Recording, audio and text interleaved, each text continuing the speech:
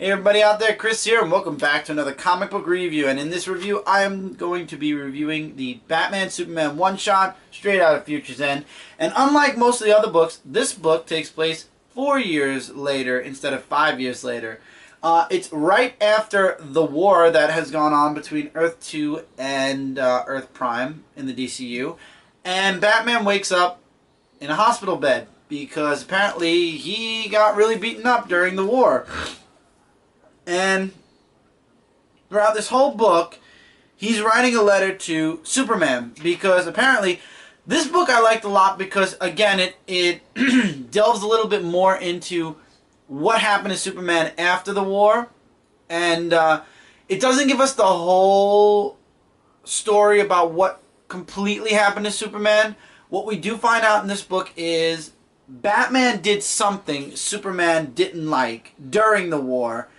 And we get to see Superman in one panel, I believe, in this entire book, and that's here. Because Batman did something so bad, or something that Superman saw that was so bad, that this was the last time Batman saw Superman. There was this gigantic fight in the Batcave, and that was it. And then after the war, Superman disappeared. And there's even a part where they're in Metropolis talking about all the people who've gone missing. Clark Kent's name shows up. And Batman's like, you didn't just disappear. You basically, you're not missing, you're not dead. You basically ditched us. And it's true, Superman is still alive. He's out there somewhere. But due to whatever happened in the war, Superman left. He basically felt the world didn't need him anymore as Superman and disappeared. And basically now, Batman and him are not only not friends anymore, but I would go as far as to say they were enemies. And then Metallo attacks Metropolis and Superman's not there. Superman's gone. So Batman teams up with what was his name? Hero, which is basically Toyman, the Toyman that works with Batman. And Batman's already beaten up enough because of the war, and he has to be very careful because his back is very fragile right now. He's pretty banged up because of what happened. So Hiro invents this robotic machine that Batman's piloting while he's healing. He goes to the Fortress of Solitude looking for Superman. He only finds Krypto and Steel. Krypto doesn't like Batman anymore. He actually tries to bite Batman. And Steel basically says, why are you even here? You don't belong here. You're not welcome here anymore. And Batman's like, we need Superman. And something's happening and Superman needs to know. And Steel's like, let's pretend that Superman is alive. Why would he ever trust you after what happened? And he's like, you know what? You're on your own.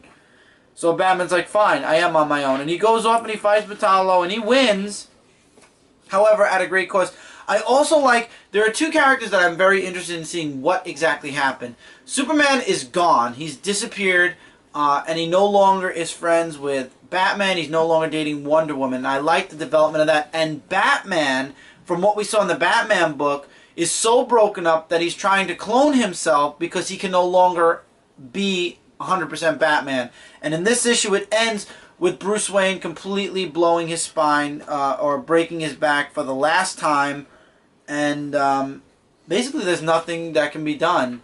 And Alfred's actually saying he saw the letter that Bruce wrote to Superman throughout this entire book. You want to know what the letter says? You should read this book. It was really good.